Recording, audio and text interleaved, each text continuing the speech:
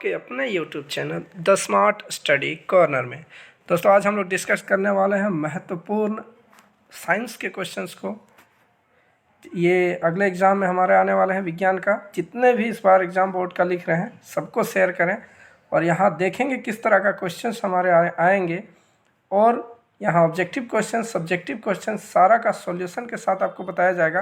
साथ ही साथ और भी क्या क्या इंपॉर्टेंट क्वेश्चन बन सकते हैं उसको भी डिस्कस किया जाएगा। इसलिए अंत तक वीडियो को ज़रूर देखें, शेयर कीजिएगा। चलिए वीडियो की शुरुआत करते हैं। हमारा पहला क्वेश्चन है, किस दर्पण में वास्तविक फोकस होता है। अगर हम दर्पण की बात करें तो दर्पण हमारा 3 प्रकार के होते हैं, समतल दर्पण और उत्तल दर्पण और अवतल दर्पण। ठीक है, तो सबसे पहले बात करें समतल दर्पण का। तो समतल दर्पण तो हमारा ऐसा होता है, या फोकस को अनंत भी कह सकते हैं। अवतल दर्पण और उत्तल दर्पण की बात करें तो उत्तल दर्पण में हमारा ये साइड में क्या होता है, पेंटिंग होता है, और मिरर हमारा इस तरह से होता है। फोकस तो हमारा ये साइड चला गया। उसके बाद बात करें अवतल दर्पण में, तो अवतल दर्पण में हमारा क्या होता है, इस तरह के देखने को मिलता है। यानी कि अब बताइए इसका फोकस इस साइड होगा, तो दर्पण में हमेशा फोकस ये साइड अगर हो तो ये हमारा वास्तविक होता है और ये साइड हो तो आभासी होता है। तो कहा गया है कि किस दर्पण में वास्तविक फोकस होगा, तो अवतल दर्पण सही होगा, हमारा अवतल दर्पण सही है। ठीक है, चलिए यहाँ पर हमारा कुछ भी पूछा जा सकता है। उत्तल दर्पण के विषय में पूछा जा सकता है, समतल दर्पण का किसका आकार बड़ा होता है, किसमें छोटा होता है। तो हम लोग देख चुके हैं कि अवतल दर्पण का हम लोग देखें कि किस प्रकार आकार बड़ा होते जाता है, अवतल दर्पण में आकार छोटा होता है। मोटर वाहन के सामने कौन सा दर्पण लगा होता है। मोटर वाहन के सामने की बात करें हेडलाइट की, तो मोटर वाहन में जो हेडलाइट होते हैं उसमें अवतल दर्पण लगा होता है। लेकिन अगर साइड मिरर पश्च दृश्य का अगर बात करें, और जो हमारा पश्च दृश्य रहता है गाड़ी में पीछे के दृश्य को देखने के लिए, उसमें ये उत्तल दर्पण रहता है। तो इसका उपयोग ज़रूर जान लें। अवतल दर्पण का टॉर्च, सर्च लाइट, या फिर हमारा गाड़ी के आगे का हेडलाइट हो, या फिर हमारा कह सकते हैं सोलर कुकर हो, उसमें सारा में अवतल दर्पण का ही प्रयोग होता है। या फिर हम कह सकते हैं सैलून में भी जो हम लोग बाल वगैरह बनवाते हैं वहाँ भी जो दर्पण लगा होता है वो अवतल दर्पण होता है। उत्तल दर्पण को केवल हम लोग देखेंगे कि किस प्रकार गाड़ी के पीछे वाले दृश्य को देखने के लिए किया जाता है। यहाँ क्वेश्चन बहुत ज़्यादा इंपॉर्टेंट बनता है। तो केवल मोटर वाहन के सामने का दर्पण नहीं, इसके प्रयोग जान लेना है कि समतल दर्पण का उपयोग हम लोग घर में जो शीशा लगाते हैं, दर्पण लगाते हैं अपने चेहरे देखने के लिए, ये समतल दर्पण होते हैं। और जो गाड़ी के साइड मिरर होते हैं जो पीछे देखने के लिए होते हैं वे उत्तल दर्पण होते हैं। आई होप आप लोग को अच्छा लगा होगा। चलिए अगले क्वेश्चन में जाते हैं। यदि एक लेंस की क्षमता -2 डायोप्टर हो तो इसकी फोकस क्या होगी। तो यह समझना है कि लेंस की क्षमता होती क्या है। लेंस की क्षमता की बात करें, लेंस की क्षमता को P से दिखाया जाता है। ठीक है, ये फोकस के अपोजिट होती है, यानी 1/f। अगर हम बात करें फोकस, तो हमें पता है कि फोकस पॉइंट और ध्रुव के बीच की दूरी को फोकस दूरी कहते हैं। फोकस दूरी को अगर ले लें तो सबसे पहली बात हम लोग यहाँ क्या जानना है कि लेंस की क्षमता को डायोप्टर से दिखाया जाता है। तो हमारा ये -2d दिया गया है, फोकस दूरी निकालना है, -2d दिया हुआ है लेंस की क्षमता। तो ये क्या हो जाएगा, 1/f बराबर p होता है। p के जगह क्या लेना है, -2 डायोप्टर। तो अगर हम क्रॉस मल्टीप्लाई करें तो f बराबर क्या हो जाएगा, 1/-2, यानी इसको सॉल्यूशन करें तो कितना आएगा, -0.5 मीटर में होता है। फोकस दूरी हम लोग हमेशा मीटर में लेते हैं, लेकिन यहाँ ऑप्शन में सारा को में सेंटीमीटर है, तो हम लोग इसको सेंटीमीटर में बदलेंगे। 0.5 को -0.5 को तो 100 से मल्टीप्लाई करेंगे तो कितना आ जाएगा, -50 सेंटीमीटर हमारा इसमें आ जाएगा फोकस दूरी। ठीक है, -2 डायोप्टर। निम्न में से किस माध्यम का अपवर्तनांक अधिकतम होता है। तो अपवर्तनांक 2.42 किसका होता है, हीरा का सबसे ज़्यादा अपवर्तनांक होता है 2.42। प्रिज्म द्वारा प्रकाश की कौन सी परिघटना घटती है। बात करें हम लोग प्रिज्म से, जब सनलाइट वगैरह पार होता है, जैसे सनलाइट आता है तो 7 रंगों में विभक्त हो जाती है।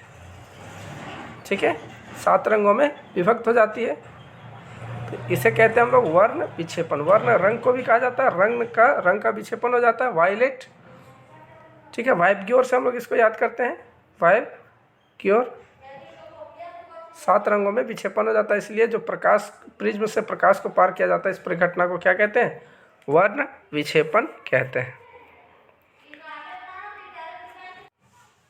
अगला प्रश्न है, जरा दृष्टि दोष किस प्रकार के लेंस के द्वारा दूर किया जा सकता है। जरा दृष्टि दोष क्या है, तो जरा दृष्टि दोष, निकट दृष्टि दोष और दूर दृष्टि दोष। दृष्टि दोष को हम लोग 3 तरह के जानेंगे। सबसे पहले अगर हम बात करें निकट दृष्टि दोष में हमें क्या करना होता है, अवतल लेंस का प्रयोग। ये निकट दृष्टि दोष में हमारा क्या होता है, हमारा ये आँख में हमेशा कौन सा लेंस होता है, उत्तल लेंस। अगर हमारा उत्तल लेंस का रेटिना का जो हमारा बिंदु है जहाँ पर हमारा इमेज बनता है, किसी भी चित्र का इमेज बनता है, वो निकट आ जाए तो निकट की चीज़ें तो दिखाई देंगी, दूर की चीज़ें दिखाई नहीं देंगी। तो इस तरह के केस में हम लोग क्या करते हैं, अवतल लेंस का प्रयोग करते हैं, अवतल लेंस का प्रयोग करते हैं। वहीं अगर हमारा दूर दृष्टि दोष हो तो उत्तल लेंस का प्रयोग करते हैं ताकि उसको नज़दीक लाया जा सके। और अगर जरा दृष्टि दोष हो, ना दूर की चीज़ें साफ दिखाई दे रही हो ना निकट की दृष्टि साफ दिखाई दे रही हो, हमें द्विफोकसी लेंस का प्रयोग करते हैं। ठीक है, हमारा यहाँ हो जाएगा द्विफोकसी लेंस। खतरे का निशान का किस रंग से बना होता है, लाल रंग का, क्योंकि ये विक्षेपण ज़्यादा नहीं होता, लाल रंग का। विभवांतर यानी वोल्टेज कैसे मात्रक क्या हो जाएगा, वोल्ट हो जाएगा। सबसे पहले हम लोग यहाँ जानेंगे, यहाँ जो 4 ऑप्शन है, वोल्ट, ओम, कूलॉम और एम्पियर, क्योंकि ज़रूरी नहीं कि विभवांतर का ही ये सही मात्रक पूछे, यहाँ पर ओम, एम्पियर और कूलॉम किसका किसका मात्रक है ये भी जानते हैं। तो देख लिए, वोल्ट हमारा विभवांतर यानी वोल्टेज का है, ओम हमारा प्रतिरोध का है, रेजिस्टेंस का, और हमारा एम्पियर विद्युत धारा का है, विद्युत धारा इलेक्ट्रिक करंट का, कूलॉम हमारा विद्युत आवेश का है, चार्ज का। ठीक है, पूछा जाएगा विद्युत आवेश का सही मात्रक क्या है, कूलॉम, विद्युत प्रतिरोध का सही मात्रक क्या है, ओम, विद्युत धारा का सही मात्रक क्या है, एम्पियर, और ये हमारा है विभवांतर का सही मात्रक। चलिए अगला प्रश्न की ओर बढ़ते हैं। विद्युत परिपथ में धारा की माप के लिए किसका उपयोग किया जाता है। तो बात करें हम लोग विद्युत परिपथ में, यानी हमारा विद्युत इसका प्रयोग करें, करंट का प्रयोग करें, विद्युत धारा को किससे निकालते हैं, एमीटर से। याद रखेंगे सही मात्रक एम्पियर, और उससे निकाला जाता है एमीटर। वोल्ट मीटर से हम लोग विभवांतर कैलकुलेट करते हैं, कभी कभी गैल्वेनोमीटर से भी हम लोग विद्युत धारा निकाल सकते हैं, लेकिन इसका सही उत्तर एमीटर ही लगाएंगे। किसी बल्ब से 1 मिनट में अगर 120 कूलॉम का आवेश प्रवाहित होता है तो प्रवाहित धारा का मान क्या होगा। तो सबसे पहले हमें पता होना चाहिए, तो हमारा क्या होता है विद्युत धारा। तो हम जब पढ़ते हैं विद्युत आवेश को तो जानते हैं विद्युत धारा यानी किसी भी तार या किसी भी हमारे सुचालक में जब विद्युत धारा प्रवाहित होती है तो जितना आवेश प्रवाहित होगा उसके दर को हम लोग कहते हैं विद्युत धारा, I बराबर Q/T। Q यानी हमारा आवेश को कूलॉम से दिखाते हैं जो कि 120 कूलॉम दिया गया है। टाइम जो सेकेंड से दिखाते हैं, बट 1 मिनट है, 1 मिनट को कितना सेकेंड कहते हैं, 60 सेकेंड, 60 दूना 120, यानी हमारा आंसर क्या हो जाएगा, 2 एम्पियर सही उत्तर हो जाएगा। ठीक है, अगला प्रश्न है, 1 यूनिट विद्युत ऊर्जा का मान क्या होता है। 1 यूनिट किसको कहते हैं, 1 यूनिट कहते हैं हम लोग 1 किलोवाट आवर को 1 यूनिट कहते हैं, जो व्यावसायिक ऊर्जा का व्यावसायिक मात्रक है। किलो को हम क्या कहेंगे, 1000 यानी 10 का पावर 3 वाट, और आवर को क्या बोलेंगे, सेकेंड में चेंज करें तो 3600 सेकेंड। ठीक है, तो हमारा कितना हो जाएगा 3.6, यहाँ से 0.3 चला गया, यहाँ 0.3 है, तो हमारा टोटल 10 का पावर 6 हो जाएगा जूल। 3.6 गुना 10 का पावर 6 जूल, ये पावर में होगा। ठीक है, 10 का पावर 6 जूल, ऑप्शन नंबर 4। विद्युत धारा प्राप्त करने की क्या युक्ति है। तो विद्युत धारा की बात करें तो हमारा 2 प्रकार के जनित्र की बात करते हैं हम लोग, एक जनित्र और एक विद्युत मोटर की बात करते हैं हम लोग। ठीक है, बात करें एमीटर की, तो एमीटर विद्युत धारा मापने का एक, और गैल्वेनोमीटर भी, ये मापने की युक्ति है, लेकिन यहाँ प्राप्त करने की बात की गई है, इसलिए कन्फ्यूज़न नहीं होना है, हमेशा क्वेश्चन को अच्छे से ध्यान से पढ़ लेना है। विद्युत धारा प्राप्त करने की युक्ति क्या है, यानी किस तरीक़ा से हम विद्युत धारा को निकाल सकते हैं। तो यहाँ सबसे पहले दोनों में कॉमन डिफरेंस क्या है उस चीज़ को समझना है। विद्युत जनित्र यानी कि हमारा इलेक्ट्रिक जेनरेटर में हम मैकेनिकल एनर्जी यानी यांत्रिक ऊर्जा को देते हैं और विद्युत धारा यानी हमारा विद्युत एनर्जी में परिवर्तित होता है। तो जनित्र क्या है, विद्युत धारा में बदलता है यांत्रिक ऊर्जा को, और मोटर क्या है, हम लोग वहाँ करंट देते हैं तब जाके मोटर पंप करके पानी या कोई भी चीज़ें हमारे वर्क को करती है। तो विद्युत मोटर हमारा विद्युत धारा को बदलता है यांत्रिक ऊर्जा में, और जनित्र जो है यानी जेनरेटर उससे हम लोग करंट बनाते हैं। तो यहाँ पर हमारा सही उत्तर क्या हो जाएगा, जनित्र, विद्युत जनित्र। ये कॉमन चीज़ को समझ के रखना है। लघु पतन के समय परिपथ में विद्युत धारा का मान क्या हो जाता है। तो विद्युत धारा की बात करें तो ये बहुत अधिक हो जाता है, बहुत अधिक हो जाता है। ठीक है, अगले प्रश्न की ओर चलते हैं। नीला लिटमस पेपर किससे लाल हो जाता है। तो पता होना चाहिए लिटमस पेपर लाइकेन पौधा से बना हुआ है। ठीक है, और लिटमस पेपर जो होते हैं वो बैंगनी कलर का जो लाइकेन पौधा होता है बैंगनी कलर का होता है, लेकिन जो लिटमस पेपर का रंग हम लोग देखते हैं लाल लेते हैं और नीला लेते हैं। तो जब हम नीले लिटमस पत्र में जब हम अम्ल डालते हैं तो ये क्या हो जाता है, लाल हो जाता है। नीला लिटमस पेपर किससे लाल हो जाता है, अम्ल डालने से लाल हो जाता है, नीला लाल हो जाता है। अगर क्षार डालना हो तो हमें लाल में डालना होगा, लाल से नीला होता है, वो क्षारक है, क्षार। ठीक है, तो ये हमारा क्या हो जाएगा, अम्ल के डालने से नीला लिटमस पेपर लाल हो जाता है।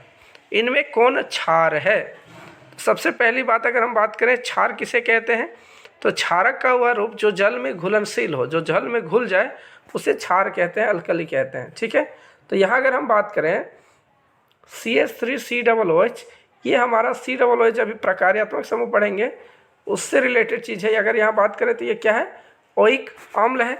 ओइक अम्ल कहने का मतलब ये 2 कार्बन है तो एथेनोइक अम्ल है, ये नाइट्रिक अम्ल है, ये सोडियम क्लोराइड है। सोडियम क्लोराइड एक साधारण नमक यानी लवण है। तो हमारा सही उत्तर क्षार का क्या होगा, सोडियम हाइड्रोक्साइड NaOH। ठीक है,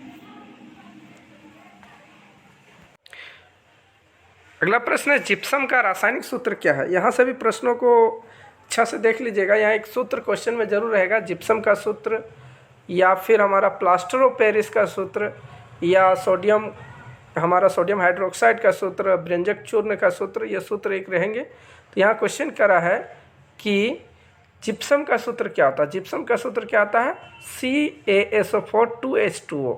अगर ये प्लास्टर ऑफ पेरिस का रहता तो हाफ H2O, ये प्लास्टर ऑफ पेरिस का है, प्लास्टर ऑफ पेरिस पॉप का है। ठीक है, ये हमारा है कैल्शियम सल्फेट डाइहाइड्रेट। ठीक है, अगले प्रश्न की ओर बढ़ते हैं। समीकरण में जब कैल्शियम कार्बोनेट को तोड़ा जाता है तो कैल्शियम ऑक्साइड और कार्बन मोनोऑक्साइड में टूट रहा है, ये कैसी अभिक्रिया है। तो अभिक्रिया हमारा फर्स्ट चैप्टर में है। तो अभिक्रिया में देखते हैं कि जब 2 या 2 से अधिक अभिकारक मिलकर एकल उत्पाद का निर्माण करें तो वे संयोजन अभिक्रिया कहलाते हैं। लेकिन अगर एकल अभिकारक टूटकर 2 या उससे अधिक उत्पाद का निर्माण करें तो वियोजन अभिक्रिया कहते हैं। तो यहाँ अगर हम लोग ध्यान से देखें तो एकल अभिकारक एक ही अभिकारक है। अभिकारक किसको कहते हैं, बायां तरफ वाला को अभिकारक और दाहिना वाला को उत्पाद कहते हैं। ठीक है, तो यहाँ 2 उत्पाद में टूट रहा है तो इसको क्या कहेंगे, वियोजन अभिक्रिया। अगला प्रश्न है जल के विद्युत अपघटन में कैथोड पर कौन सी गैस मुक्त होती है। तो जल का जब हम विद्युत अपघटन करते हैं, तो देखते हैं क्या है कि हम एक इलेक्ट्रोड लेते हैं। ठीक है, 2 इलेक्ट्रोड लेते हैं, एक होता है एनोड और एक होता है कैथोड। एक होता है एनोड, एक होता है कैथोड। तो हमारा क्या देखते हैं कि H2O टूटने लगता है। H2O हमारा H+ और OH- में टूटता है, H+ और OH-, या कह सकते हैं हमारा विद्युत अपघटन कर रहे हैं तो हाइड्रोजन गैस और ऑक्सीजन गैस अलग होता है। ठीक है, तो कैथोड पर कौन सा गैस होता है, कैथोड पर हमारा होता है हाइड्रोजन गैस। कैथोड पर होता है हाइड्रोजन गैस और एनोड पर होता है ऑक्सीजन गैस। बहुत इंपॉर्टेंट क्वेश्चन है यहाँ। अगला प्रश्न है उपचयन अपचयन अभिक्रिया को और किस नाम से जाना जाता है। तो ये हमें पता होना चाहिए उपचयन अभिक्रिया है क्या। उपचयन जहाँ पर ऑक्सीजन की वृद्धि या हाइड्रोजन का ह्रास हो उसे हम उपचयन कहते हैं, और यही उपचयन के कारण विकृत गंधिता होती है। विकृत गंधिता कहने का मतलब जो हमारे खाद्य पदार्थ है वो खराब होते हैं, ऑक्सीकृत हो जाते हैं। अपचयन अभिक्रिया जहाँ ऑक्सीजन का ह्रास और हाइड्रोजन की वृद्धि हो, लेकिन जिस अभिक्रिया में उपचयन और अपचयन दोनों हो रहा हो उसे क्या कहते हैं? रेडॉक्स अभिक्रिया। रेडॉक्स मतलब रिडक्शन और ऑक्सीडेशन, इसी का इंग्लिश वर्जन है। तो कह सकते हैं रेडॉक्स अभिक्रिया को ही उपचयन अपचयन अभिक्रिया कहते हैं। निम्न में विद्युत का सर्वोत्तम चालक क्या है? ठीक है, यहाँ पर प्रश्न है कि सबसे अच्छा करंट किस में जाएगा। तो सबसे पहली बात कहें, विद्युत का सर्वोत्तम जो चालक होता है वो चांदी होता है, सोना होता है। ठीक है, लेकिन यहाँ हमारा न सिल्वर है न गोल्ड है, तो यहाँ हमारा कॉपर है, आयरन है, एल्युमिनियम है और जिंक है। तो सही उत्तर हो जाएगा कॉपर। घर के तारों में हम लोग देखे होंगे कॉपर का ही इस्तेमाल ज़्यादा होता है। तो विद्युत का सर्वोत्तम चालक चांदी होता है। अगर चांदी दिया है तो चांदी टिक लगाएंगे, Ag सिल्वर, लेकिन अगर यहाँ पर नहीं है तो कॉपर हो जाएगा। अगला प्रश्न है गंधक क्या है? गंधक एक धातु है, अधातु है, मिश्रण है या उपधातु है? तो गंधक एक अधातु को कहते हैं गंधक। ठीक है, गंधक यानी सल्फर। सल्फर को ही हिंदी में गंधक कहा जा रहा है। सल्फर क्या है? अधातु है, इस चीज़ को समझना है। सीसा और टीन को मिला दें तो क्या बनता है? तो यहाँ मिश्र धातु से एक प्रश्न देखने को मिलेंगे। ठीक है, तो हमारा इस्पात किससे बनता है, कांसा किससे बनता है और हमारा पीतल किससे बनता है, सिनेबार, ये सारा कुछ हम लोग देखेंगे। अमलगम किससे बनता है? तो ये सीसा और जब टीन को मिला दें तो ये हमारा क्या बनता है? सोल्डर बनता है। ठीक है, सीसा और टीन मिलाने से सोल्डर बनता है। स्टील हमारा निकेल, क्रोमियम और आयरन मिलाने से स्टील का निर्माण होता है। तो ये सारा कुछ समझ के रखना है। अगला प्रश्न है CnH2n+2 का सामान्य सूत्र क्या है? इसका सामान्य सूत्र क्या है? एल्केन है। तो हमें समझना होगा ये जब CnH2n+2 है तो एल्कीन का क्या होगा? एल्कीन का CnH2n होगा और एल्काइन का होगा CnH2n-2। यानी जितने भी कार्बन होंगे हाइड्रोजन उससे डबल से 2 ज़्यादा होगा एल्केन में, और जितने भी कार्बन होंगे उसके डबल एल्कीन में होंगे, और एल्काइन में जितने भी कार्बन होंगे हाइड्रोजन उसका डबल से 2 कम होगा। ठीक है, अगला प्रश्न है एल्डिहाइड का प्रकार्यात्मक समूह क्या है? तो हमें यहाँ प्रकार्यात्मक समूह क्या है? तो किसी भी समूह, वैसा समूह जिसको लगने से, ये एक वर्ड है कह सकते हैं, जो प्रकार्यात्मक समूह है पूरा जो इसका गुण जो होता है समीकरण का वो इस पर निर्भर रहता है, प्रकार्यात्मक समूह पर निर्भर होता है। अगर हम OH मिला दें तो वो एल्कोहल हो जाता है। अगर हम बात करें ये क्या है? एल्कोहल का है। OH किसके लिए है? एल्कोहल का प्रकार्यात्मक समूह है। CO किसका है? कीटोन का है। और COOH किसका है? कार्बोक्सिलिक अम्ल का है। CHO किसका है? एल्डिहाइड का है। तो हमारा सही उत्तर हो जाएगा CHO। ये चारों इसलिए बता दिए क्योंकि यहाँ चारों से कहीं से भी क्वेश्चन एक जरूर बनेंगे। ठीक है, एथेनॉल सोडियम से अभिक्रिया करके कौन सा गैस बनाता है? तो एथेनॉल की बात करें तो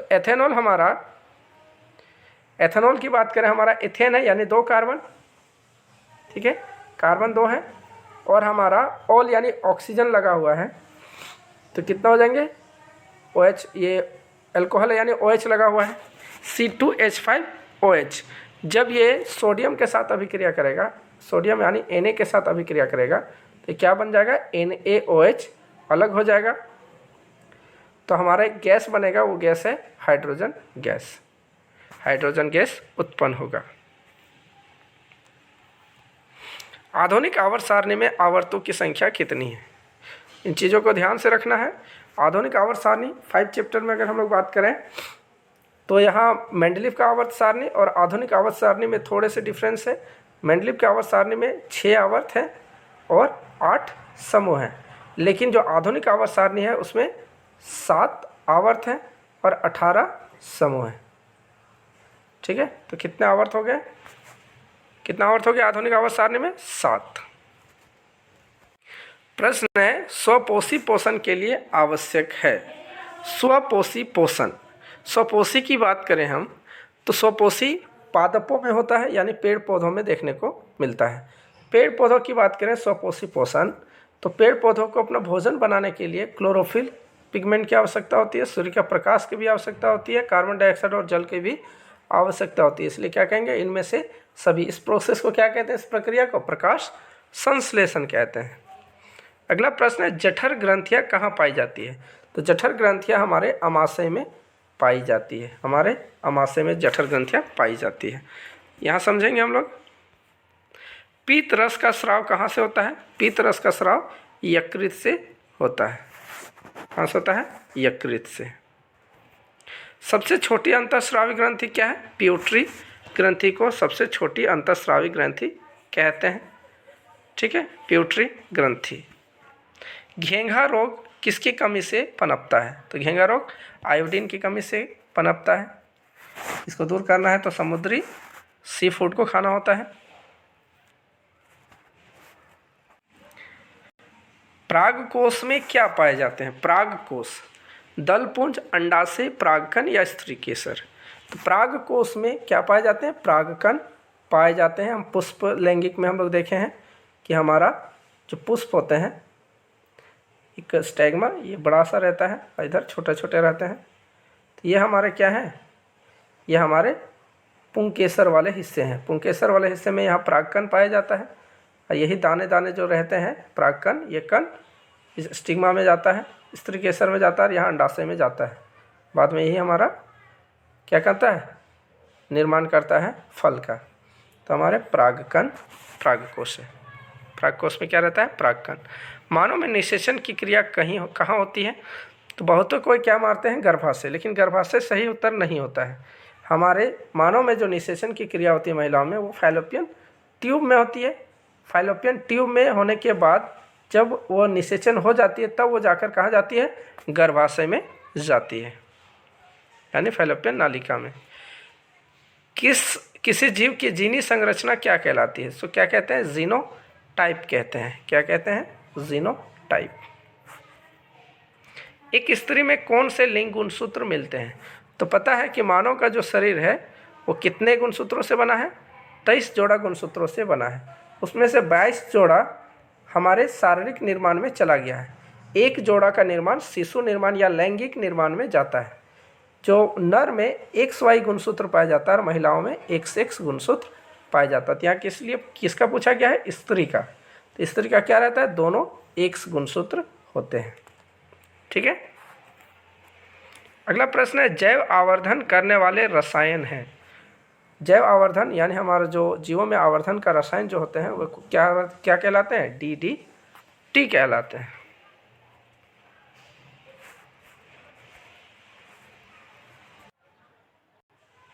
प्रश्न, बाघ उपभोक्ता प्रथम पोषी स्तर का है, द्वितीय पोषी स्तर का या तृतीय पोषी स्तर का?